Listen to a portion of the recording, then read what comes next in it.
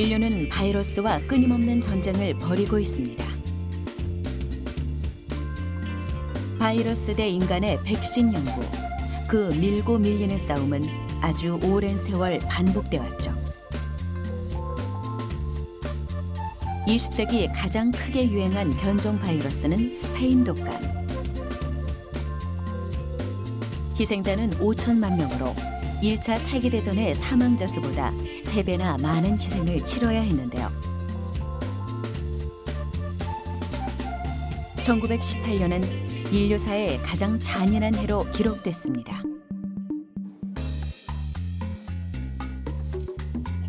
그리고 바이러스는 지금 이 순간에도 진화하고 있습니다. 올해 초에 WHO에서 앞으로 유행할 감염병 질환들을 막 나열하면서 제일 밑에 뭐를 넣냐면 디지즈 X라고 넣었어요. 앞으로 어떠한 우리가 모르던 질병이 새로 창궐을 해도 이상하지 않다. 그렇기 때문에 이렇게 포괄적으로 어떤 것이 나올지 모르기 때문에 대비가 필요하다라는. 대재앙을 예고하는 미지의 질병 X, 그리고 예측 불가능한 바이러스를 막기 위한 인간의 노력. 마치 창과 방패의 싸움 같은 바이러스와 백신 연구에 대해 알아봅니다.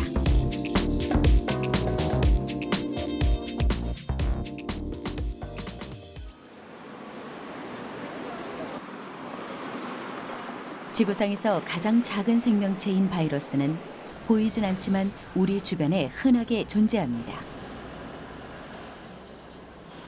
라틴어로 독을 뜻하는 비루스에서 유래된 바이러스는 살아있는 세포 안에서만 생명 활동을 하죠. 이 작은 감염원은 동물과 식물, 미생물에 이르기까지 모든 종류의 생물체를 감염시킵니다.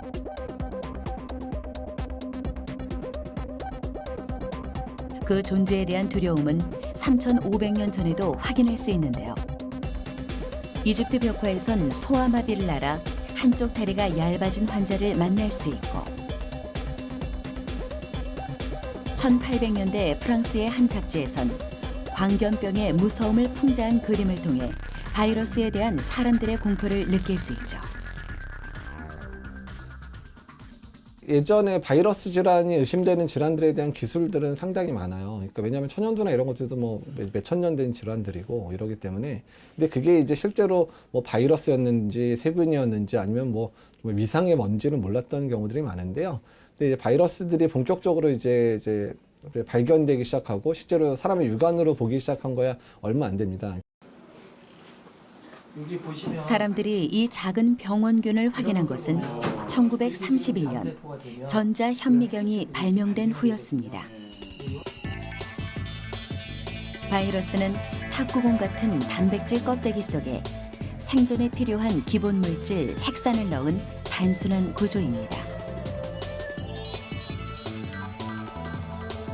이 병원균은 다른 생명체를 숙주로 삼아 기생하는데, 이 과정에서 숙주의 세포를 파괴하거나 변형하며 감염을 일으키게 되죠. 바이러스는 호흡기를 통해 전파되거나 음식물을 섭취했을 때 몸 안으로 들어와 염증을 일으키기도 합니다. 또 흡혈 곤충에 물려 혈액으로 침투하기도 하죠. 치명적인 바이러스가 인간에게 전달되면 독감, 메르스, 지카, 에이즈 등 다양한 질병을 일으키며 생명을 위협받게 됩니다. 찬바람이 부는 이맘때 주의해야 할 바이러스는 인플루엔자, 즉 독감입니다. 흔히 독감을 독한 감기 정도로 알고 예방접종을 대수롭지 않게 생각하지만, 감기와 독감은 엄연히 다른 질환이죠. 인플루엔자 바이러스에 의해 발생하는 독감은 전염성이 강하고 심한 경우 사망에 이를 수 있습니다. 감기는 일반적인 호흡기 바이러스에 의해서 걸리는 감염 질환이고, 독감은 인플루엔자 바이러스라는 특별한 바이러스에 의해서 걸리는 질환입니다. 일반적인 감기들은 특별한 합병증 없이 잘 낫지만 독감인 경우에는 감기 증상에 발열과 몸살 등이 동반되고 폐렴 등의 합병증을 일으킬 수 있기 때문에 꼭 치료를 받으셔야 합니다. 이맘때가 되면 세계가 독감 확산 방지에 온 힘을 쏟는데요. 지난 겨울 독감이 대유행했던 미국은 90만 명이 병원을 찾았고 8만 명이 독감으로 목숨을 잃었습니다.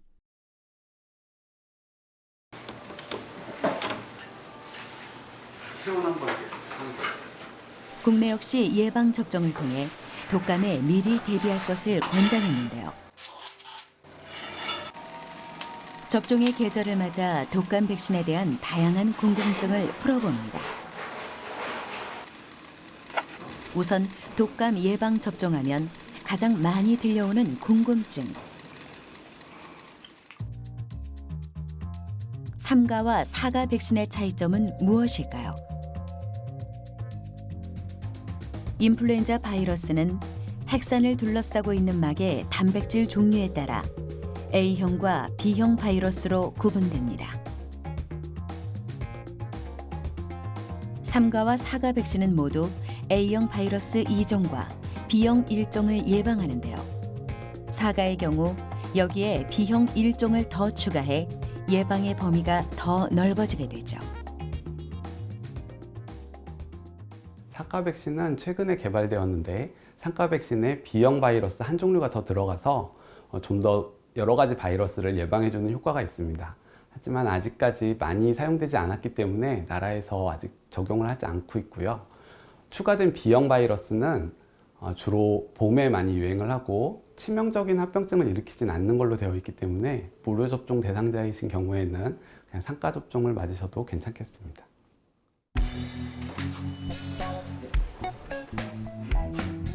그럼 독감 백신은 왜 매년 맞아야 하는 걸까요?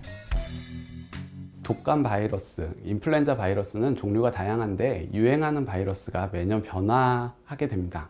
그래서 독감 예방접종은 매년 유행하는 바이러스를 예측해서 만들기 때문에 매년 새롭게 맞으셔야 되고요. 독감 예방접종을 맞으셨다고 해도 효과가 한 6개월 정도 지속되기 때문에 작년에 맞으신 독감 예방접종이 올해까지 잘 유지되진 않습니다. 전문가들은 독감 백신의 종류보단 접종 시기가 중요하다고 말합니다. 예방 접종을 하고 백신 항체가 생기기까지는 2주가량이 걸리기 때문에 독감 유행 시기인 12월이 시작되기 전 10월에서 11월 사이에 접종하는 것이 적기인 셈이죠.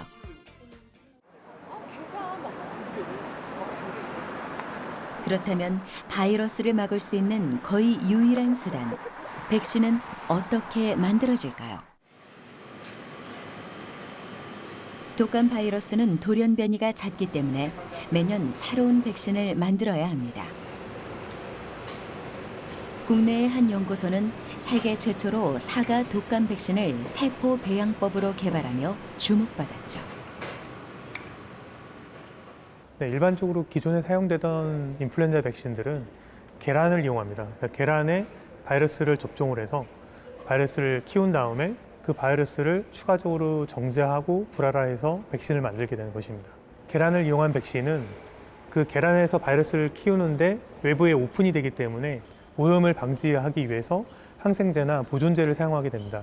그러나 저희는 무균 상태의 세포 배양기를 활용하기 때문에 항생제나 보존제를 사용하지 않습니다. 그래서 백신에 그런 어떤 불순물들이 덜 포함되어 있기 때문에 훨씬 더 안전하고 부작용이 적은 백신이라고 할 수 있겠습니다. 백신 생산은 그 방식에 따라 크게 두 가지 형태로 진행됩니다. 가장 전통적인 방법은 유정란을 이용하는 것으로 바이러스를 10일간 부화시킨 유정란의 접종에 키워냅니다.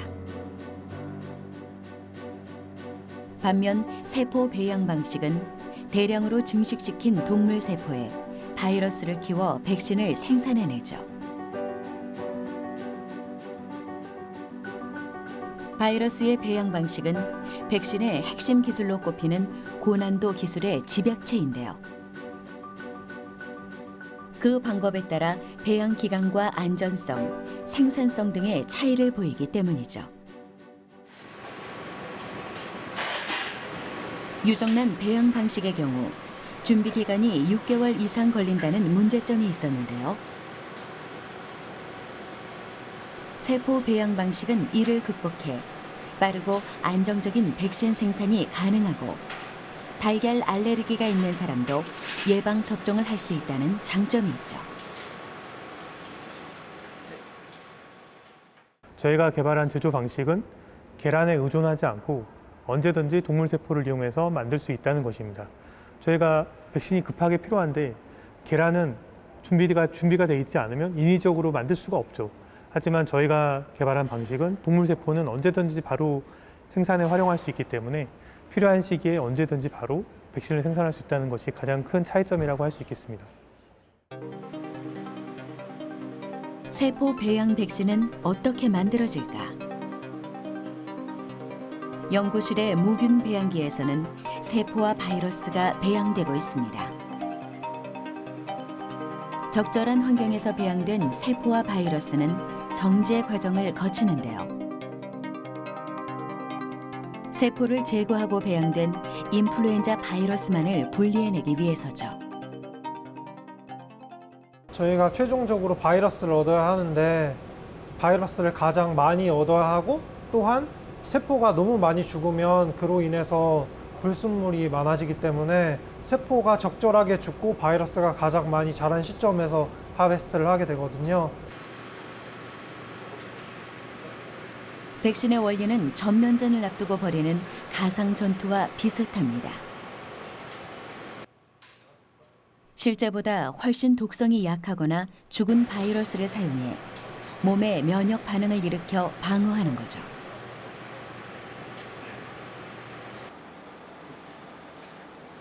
이런 원리를 실현하기 위해 수확한 바이러스는 1차적으로 분리를 해낸 다음 불활화 작업을 거쳐야 합니다. 불활화란 사람 몸에 이상을 일으키지 못하도록 독성을 제거하는 일인데요. 몸은 한 번 싸워본 바이러스를 절대 잊지 않기 때문에 이런 가짜 바이러스를 이용하면 강한 독성의 진짜 바이러스도 막아낼 수 있는 거죠. 바이러스를 불활하는 이유는 안전한 백신을 만들기 위해서입니다.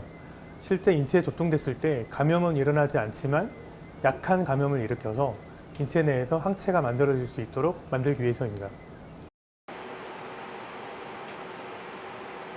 백신을 만드는 최종 단계는 배합 공정인데요. 각각의 바이러스에 해당하는 원액을 만든 후 그것을 적정한 용량이 되도록 함께 섞어 백신을 만드는 과정이죠. 이 과정을 통해 매년 유행하는 바이러스를 예측한 백신들이 만들어지게 됩니다. 독감의 3가 백신과 4가 백신도 이렇게 탄생됐죠. 3가 백신과 4가 백신의 제조 방법은 크게 다르지는 않습니다. 3가 백신은 3가지 원액을 섞는 것이고 4가 백신은 4가지의 원액을 섞는 것입니다. 그렇지만 단순히 이것들을 섞는다고 해서 모두 동등한 효과를 낼 수 있는 것이 아니고 최대한 잘 배합 조건을 만들어서 적절한 최대의 효능을 나타낼 수 있도록 배합 조건을 만드는 것이 이 기술의 핵심 포인트라고 할 수 있겠습니다. 독감 백신은 그 해에 유행하는 바이러스의 종류를 잘못 예측하면 전혀 효과가 없기 때문에 각국의 제조사와 연구업체들은 해당 바이러스를 정확하게 예측하는 데 많은 힘을 쏟고 있습니다. 그리고 이런 단점을 보완하기 위해 백신은 또 다른 진화를 앞두고 있는데요. 궁극적으로는 사실 인플루엔자 백신은 모명 백신을 개발하는 추세로 진행이 될 것입니다. 현재처럼 예측을 통한 생산 기반의 제조 방법은 한계가 있을 수밖에 없습니다. 그래서 동일한 어떤 항원 부위를 이식할 수 있는 제품을 가지고 백신을 만들게 되면 한 번 접종에 최소 2년 이상의 예방 효과를 가질 수 있는 백신을 만들 수가 있습니다. 그래서 앞으로는 범용 백신을 만드는 쪽으로 모든 백신 회사들이 많은 연구에 노력을 기울일 것입니다.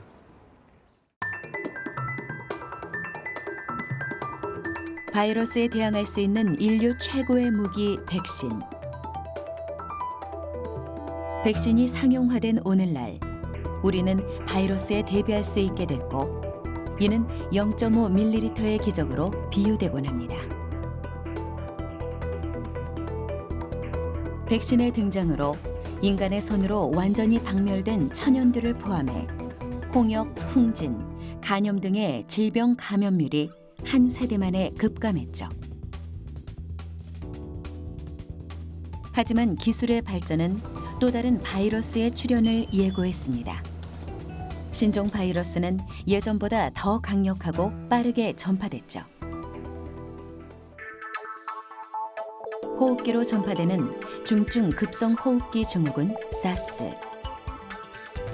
2009년 28만 명을 죽음으로 내몬 신종 플루. 치사율 90%에 육박하는 에볼라 바이러스까지. 치명적인 21세기의 신변종 바이러스들.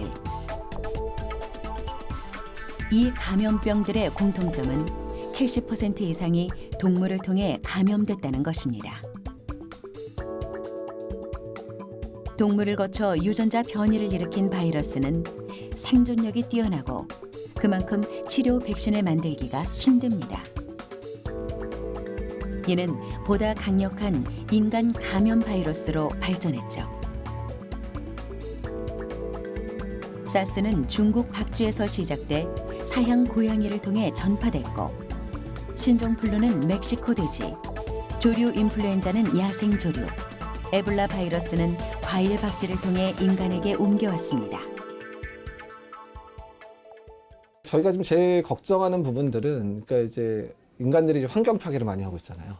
그래서 예전에는 사람들이 들어가지 않았던 영역이나 뭐 지역이라든지 이런 데 들어가고 사람들하고 접촉이 별로 없었던 동물들하고도 많이 만나게 되고 그러다 보면 그런 사람한테 감염이 됐는지 안 됐는지도 모르던 바이러스나 세균들이 사람한테 감염이 일으키는 그런 상황들이 벌어지는 건데 뭐 에볼라도 그랬었고 메르스도 그랬었고 다 이런 게 자연계에 존재하던 바이러스였는데 그게 이제 사람한테 감염되는 패턴으로 바뀌면서 사람한테 이제 전염되는 식으로 전파가 되기 시작했거든요. 바이러스가 계속 변이를 일으키기 때문에 백신도 그에 맞춰서 계속 개발을 해야 됩니다.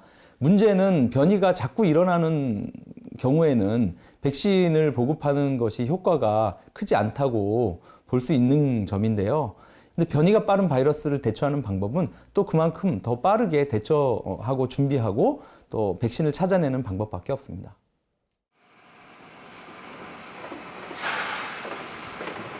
인수공통 전염병을 연구 중인 국내의 약학대학교. 인수공통 전염병이란 동물의 병원체가 인간에게 건너와 생기는 질환으로 바이러스가 끊임없이 진화하는 원인이기도 합니다.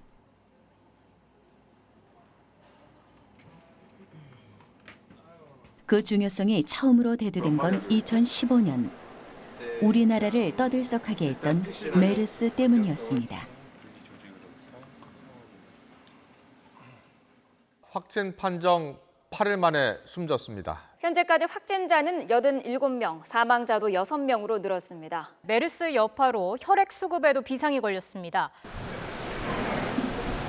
메르스는 코로나 바이러스에 의해 감염되는 급성 호흡기 질환입니다. 초기엔 감기 증상을 보이다 증세가 급격히 나빠지는데요. 3년 전 무려 38명이 이 감염병으로 목숨을 잃었습니다. 이는 사람에게 발견되지 않았던 새로운 종류의 바이러스로 환경 파괴로 마을로 내려온 박쥐가 품고 있던 바이러스가 낙타에게 옮겨졌고 오랜 세월 인간과 접촉하며 사람에게까지 전파된 것으로 추측하고 있죠. 전 세계에서 메르스 백신을 개발을 하고 있고요. 그런데 아직까지는 원래 백신 개발 자체가 시간이 오래 걸리기 때문에 저희 그룹 같은 경우는 현재 이제 실험 동물에서 효능을 끝내고 대동물, 중대동물, 뭐 돼지나 비글과 같은 중대동물 그리고 최근에는 영장류 실험까지 지금 진행을 하고 있습니다. 송대섭 교수 연구팀은 메르스 백신 연구에 앞서 메르스 진단 키트를 세계 최초로 개발했습니다.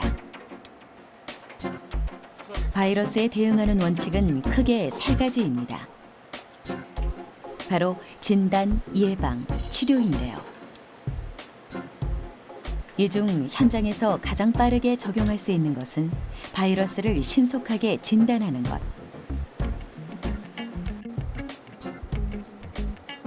송대섭 교수 연구팀은 10분 만에 메르스 감염 여부를 가려낼 수 있는 간이 진단 키트를 개발, 빠른 진단을 가능케 했죠. 일반적으로 바이러스가 양성이냐 음성이냐를 판별하는 데는 고가의 실험 장비의 복잡한 실험 과정을 거치게 되어 있습니다. 그런데 시간적으로 최소한 굉장히 7시간, 8시간 이상 걸리기 때문에 바이러스가 있는지 없는지 확인하는 데 시간이 오래 걸려서 현장에서 방역적으로 빠르게 대응하기 위해서는 신속 진단 키트가 많이 필요합니다. 그런데 이 키트 같은 경우는 메르스 바이러스에 대해서 현장에서 10분 이내에 바이러스의 검출 여부를 확인할 수 있는 간이 진단 키트가 되겠습니다. 2015년 메르스가 발병하기 전 국내에서 유일하게 메르스 바이러스를 연구했던 송대섭 교수. 그 이유는 그가 동물과 사람이 함께 걸리는 인수공통 전염병에 대한 중요성을 인지하고 있었기 때문입니다. 그는 2013년부터 이 전염병에 주목해왔죠. 과거와 달리 사람과 동물 사이의 바이러스 감염의 경계가 모호해지며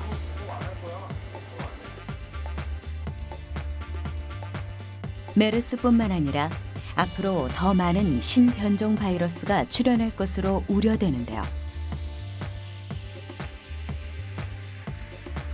동물의 바이러스와 백신 연구가 우리에게 중요한 이유이기도 하죠.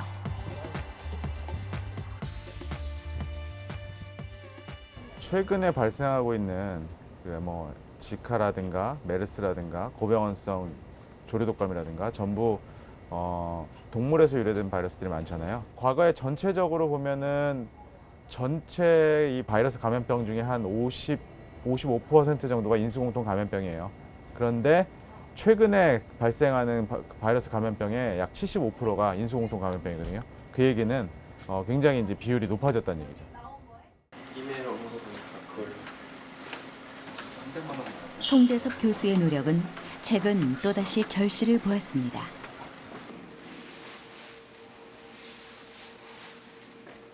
조류 인플루엔자 바이러스의 병원성을 신속하게 구분할 수 있는 진단 기술을 개발한 거죠. 하여튼 20장 이내로. 이번 연구 성과를 거두기까지는 아주 든든한 지원군이 함께했습니다. 20장 이내로 하고 바로 오랜 세월을 함께한 특별한 동료 나운성 박사. 원헬스. 두 사람의 끈끈한 인연은 언제부터 시작된 걸까요?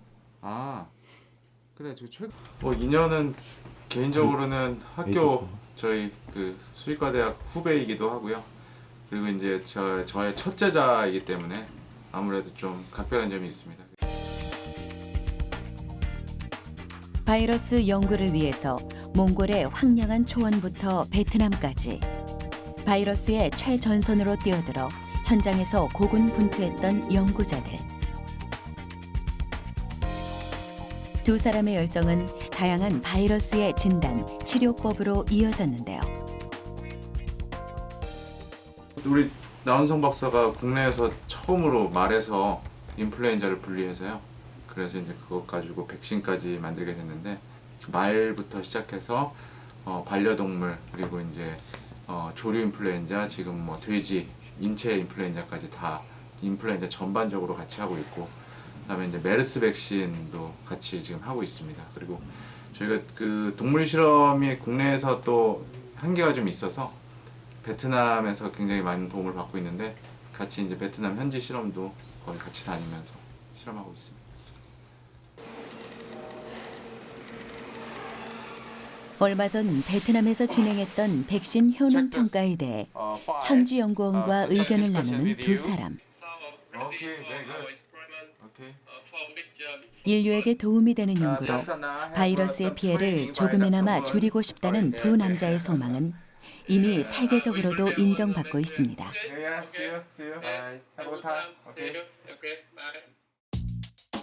고병원성 인플루엔자 바이러스는 조류에서 호흡기 질환을 일으키고 사망률도 상당히 높은데요. 이는 사람에게 전파돼 사망자를 발생시킵니다. 신속한 방역을 위해선 빠르고 정확한 진단 시스템이 필요하죠.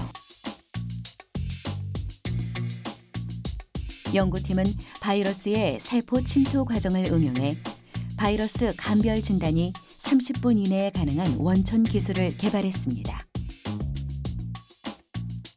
이번 연구 성과는 국제적인 학술지의 표지 논문으로 게재되며 전 세계 과학자들의 이목을 집중시켰는데요. 방역의 속도가 가장 중요한 고병원성 인플루엔자 바이러스. 이를 통해 현장에 더 견고한 바이러스 보호막을 갖추게 됐습니다.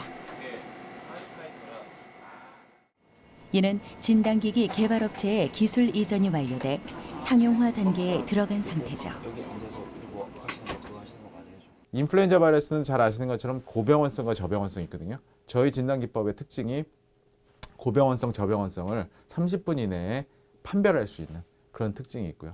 그래서 이제 기존의 고병원성, 저병원성을 판별하려면 최소한 이틀 이상 걸리거든요. 근데 훨씬 시간을 단축했다는 데 의미가 있고 진단법 자체가 기존의 방법이 아닌 바이러스가 세포에 감염되는 걸 그대로 모사했다는 거에 의의가 있습니다.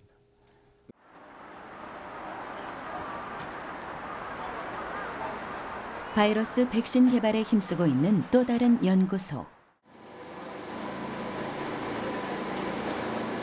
이곳에선 신종 바이러스에 맞서 세상에 없는 백신을 개발 중입니다. 미생물에 의한 감염 질환을 연구하는 김영수 교수 연구팀은 최근 DNA 예방 백신 연구에 몰두하고 있는데요. 연구팀이 개발 중인 백신은 세계보건기구가 선정한 미래에 위협이 되는 질병 중 하나로 꼽힌 SFTS입니다. 이는 중증 열성 혈소판 감소 증후군의 약자로 2011년 중국에서 확인된 신종 감염병이죠. 국내에는 2013년 보고된 후 감염자가 지속적으로 증가 중인데요. 참 진드기에 물려 감염되는 질환으로 환자의 체액과 혈액이 노출되는 과정을 통해 2차 감염이 일어날 수 있죠.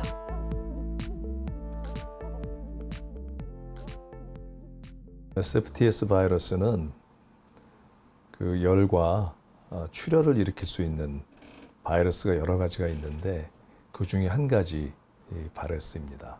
매개체라는 게 모기도 있고 진드기도 있고 한데 이 바이러스는 주로 진드기에 의해서 진드기가 사람을 물면 진드기 몸 안에 있던 바이러스가 사람에 들어가서 병을 일으키는 그런 바이러스입니다.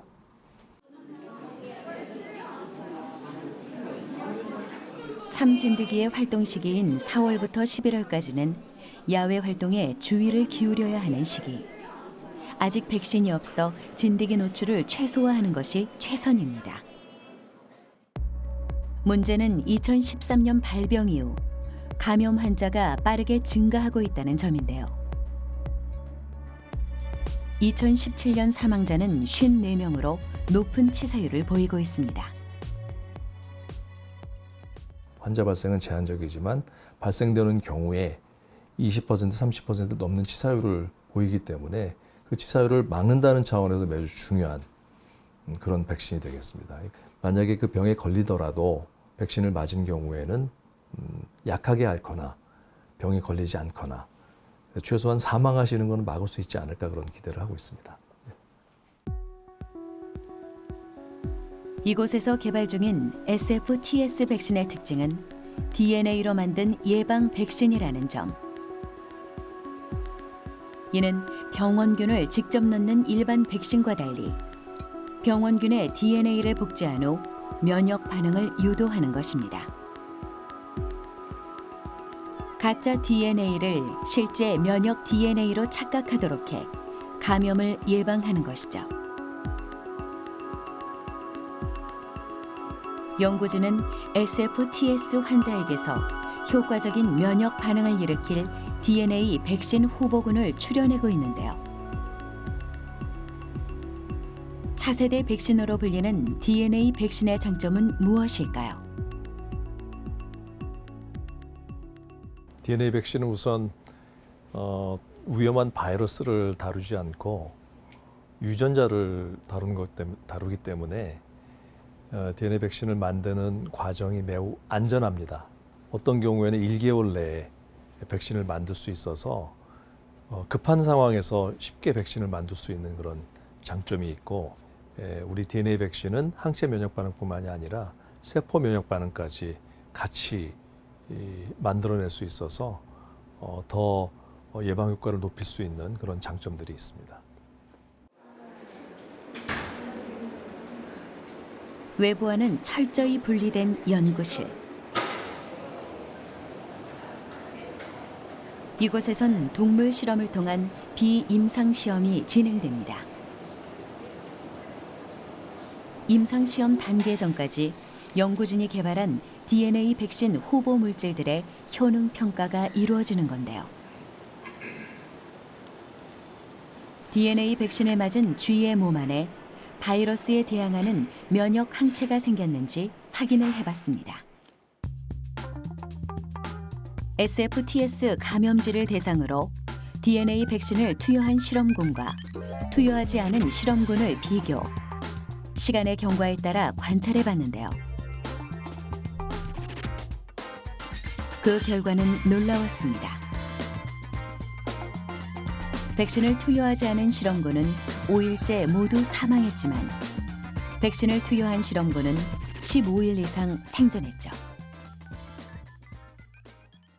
고도화된 동물 실험을 해서 그런 예방 효과가 있는지를 먼저 확인하는 단계, 그런 걸 보통 비임상 시험이라고 하거든요. 비임상 시험에서 결과가 좋게 나오면 이거를 사람에 한번 적용해 보겠다라고 하는 임상 시험 단계로 넘어가게 됩니다. 근데 비임상 시험 단계도 아마 뭐 빨리 나오면 좋겠지만 앞으로도 한 2, 3년은 더 연구를 해야 될 것 같아요. 예. 바이러스의 정복은 어쩌면 인간이 이룰 수 없는 꿈일지도 모릅니다. 인류는 무분별한 개발을 통해 지구의 위험한 병원균을 깨웠고 그 대가로 끝없는 전쟁을 치르고 있죠.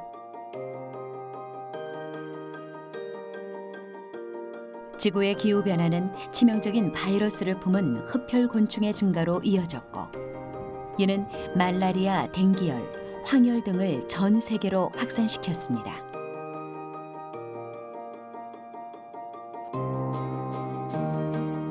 세계보건기구는 미래의 인류 대재앙을 불러올 원인으로 질병 X의 등장을 예고했는데요. 이를 방어하기 위해 연구 개발을 가속화해야 한다고 주장했죠. 가상의 바이러스를 뜻하는 질병 X가 의미하는 바는 무엇일까? 굉장히 시사하는 바가 큽니다. 그러니까 2012년도에 사실은 그 메르스 바이러스가 사우디에서 처음 나왔고요. 그리고 이제 최근 같은 경우에는 2016년도 초반에 지카 바이러스라는 것이 새로 창궐을 해서 문제가 되고 있는데, 사실 이런 바이러스들이 저희 바이러스 연구하는 사람들도 굉장히 생소한 바이러스거든요. 그렇기 때문에 앞으로는 또 어떤 바이러스가 나올지는 정말 아무도 예측을 못하고 있습니다. 그래서 이런 질병에 대응하기 위해서 어떤 그 포괄적인 의미로 WHO에서는 아예 질병명 X라고 이제 명명을 했어요. 그 말은 뭐냐면 앞으로 어떠한 우리가 모르던 질병이 새로 창궐을 해도 이상하지 않다. 그렇기 때문에 이렇게 포괄적으로 어떤 것이 나올지 모르기 때문에 대비가 필요하다라는 그런 점을 시사하고 있습니다.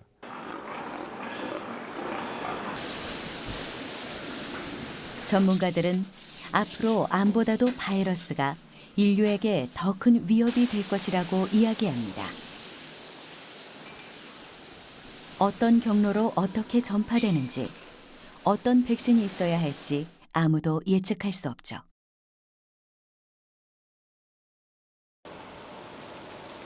그럼 앞으로 다가올 비상사태에 우리는 어떻게 대비할 수 있을까? 대전광역시에 위치한 신종바이러스 융합연구단. 미래 선도형 연구단인 이곳은 신변종 바이러스에 대응하는 융합 솔루션을 2022년까지 개발한다는 목표 아래 2016년 출범했습니다. 한국화학연구원을 중심으로 9개 기관이 참여해 국민 안전에 기여하기 위한 신종질병 대응 연구를 수행 중이죠. 저희 신종 바이러스 융합연구단은 해외에서 새롭게 유입되는 신종 바이러스에 대한 진단, 예방, 치료, 확산 방지에 대한 연구를 수행하고 있는 연구사업단입니다. 전 세계가 바이러스로 몸살을 앓고 있는 지금, 국내에도 신종 바이러스의 유입에 대비하는 전문기관이 절실히 필요했습니다. 이런 국민적 요구에 힘입어 이곳이 그 전진기지 역할을 하고 있는데요. 연구단은 바이러스 진단, 예방, 치료제, 확산 방지 총 4곳으로 세분화돼 바이러스 폭풍에 만반의 준비를 다하고 있죠. 바이러스 진단팀에선 신종 바이러스의 현장 진단용 고감도 진단 센서를 개발 중입니다. 이 센서는 공항, 항만에서의 환자의 감염 여부를 신속하게 판별하는 데 활용될 수 있는데요.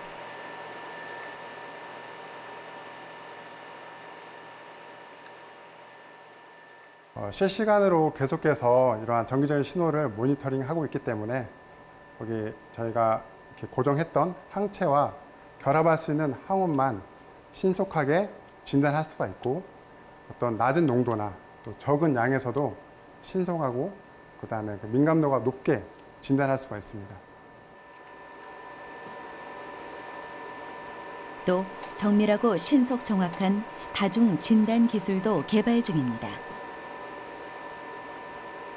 빛의 파장을 활용한 진단 기술은 질병의 정밀한 다중 분석이 가능해 그 예측 능력을 강화할 수 있죠. 그 FET 같은 경우에 굉장히 센시티브하긴 한데 다중 검출하기엔 굉장히 좀 무리가 있어요. 근데 저희 그 라만 기반의 그 기술 같은 경우에는 하나의 시료를 가지고 굉장히 다양한 검사를 동시에 진행한다든지 아니면 하나의 질병 진단에 있어서도 동시에 할 수 있기 때문에 좀 더 정확한 진단이 가능하다. 저는 그렇게 생각하고 있습니다.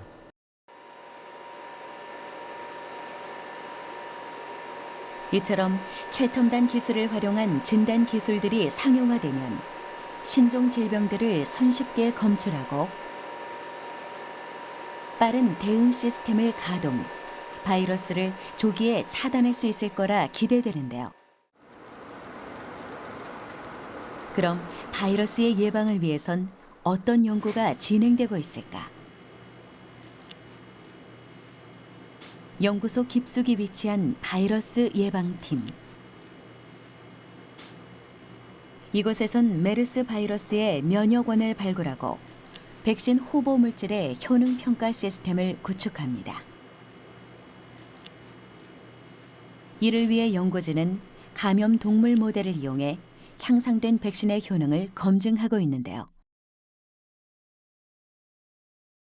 그 고유형 신종 바이러스들은 일반 저희 실험 동물 마우스에는 잘 감염이 되질 않습니다.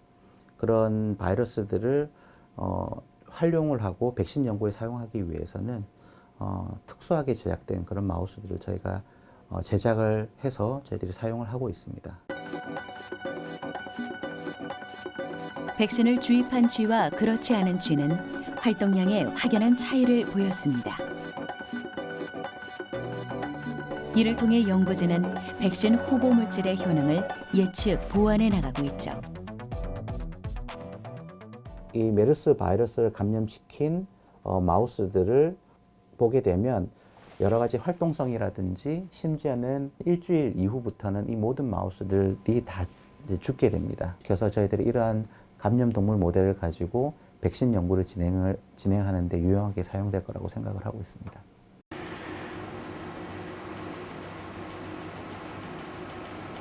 백신은 물론 신종 감염병에 대처할 수 있는 치료제 후보 물질도 개발 중인데요. 연구진의 목표는 진화하는 바이러스에 대응할 수 있는 다양한 치료제를 선점하는 것. 단 한 명의 환자라도 살릴 수 있다면 그 역시 치료제 개발에 큰 의미가 있다고 생각합니다. 그 메르스 사태가 크게 왔었기 때문에 앞으로 메르스가 또 발생할 가능성에 대해서 저희가 대비를 하기 위해서 메르스 치료제를 개발하는 연구를 하고 있습니다. 그래서 그 화합물을 좀 더 안전하고 좀 더 약효가 뛰어난 것으로 저희가 변화시켜서 그거를 이제 임상시험, 즉 사람한테 실험하는 데 가져가기 위한 그런 그 최적화 연구를 수행하고 있는 것입니다. 연구진은 치료제 개발을 위해 수십만 개에 달하는 화합물의 약효를 일일이 평가했습니다. 그 결과 메르스 바이러스에 감염된 세포가 정상 세포로 호전되는 다양한 화합물들을 확보할 수 있었죠.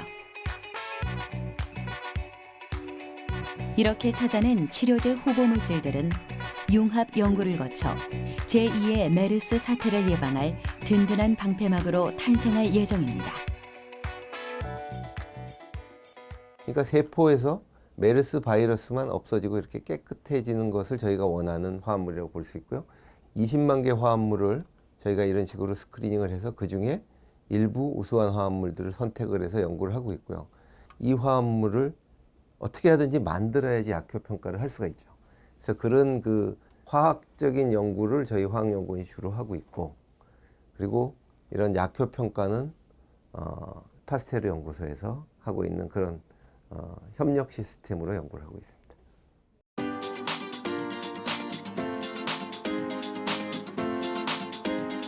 감염병에 대한 예측 시스템도 새롭게 준비되고 있는 분야입니다. 신종 질병을 파악하는 것만으로도 바이러스의 대규모 확산과 유입을 막을 수 있기 때문인데요. 바이러스 확산 방지팀에선 주변국들의 질병 관련 뉴스 빅데이터들을 수집해 질병의 발생 징후를 사전에 탐지하고 있죠. 어떤 질병 대응하는 정책이나 의사 결정하는 그룹에서 결정을 할 때 좀 더 구체적이고 실제 지금 상황에서 어떤 일이 벌어지고 있는지에 대한 팩터들을 최대한 많이 반영을 한 분석을 통해서 나온 결과를 가지고서 결정을 할 수 있도록 도와드리는 그런 일을 저희가 진행을 하고 있다고 생각하시면 됩니다. 연구진이 개발한 질병 확산 시뮬레이션은 질병 발생 시 사람들의 동선을 수집해 감염병이 어떤 형태로 퍼져나가는지 그 이동 경로를 예측합니다.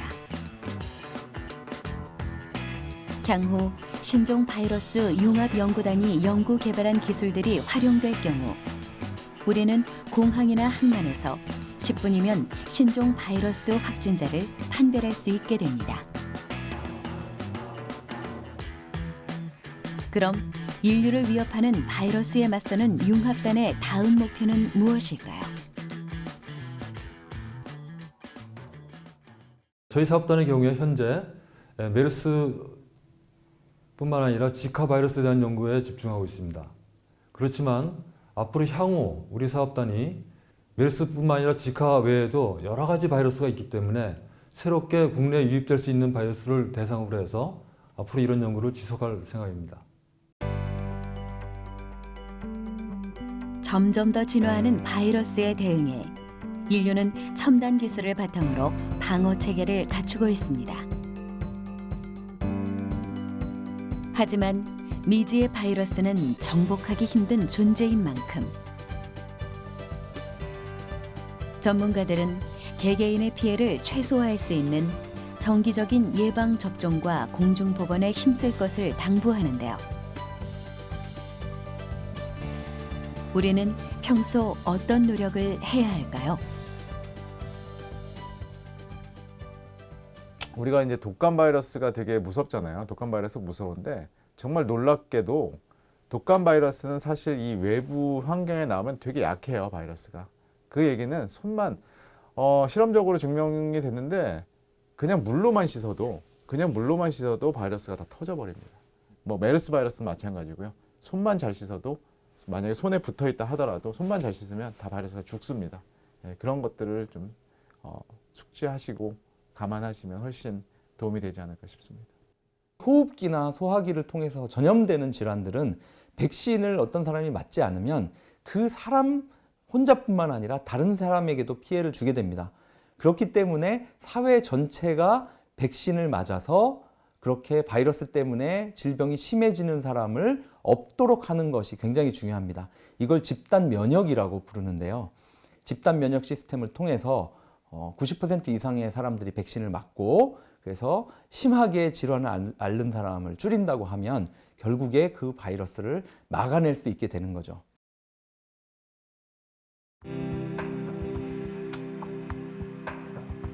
인류는 강력하고 빠르게 전파되는 바이러스의 폭풍 시대를 살아가고 있습니다.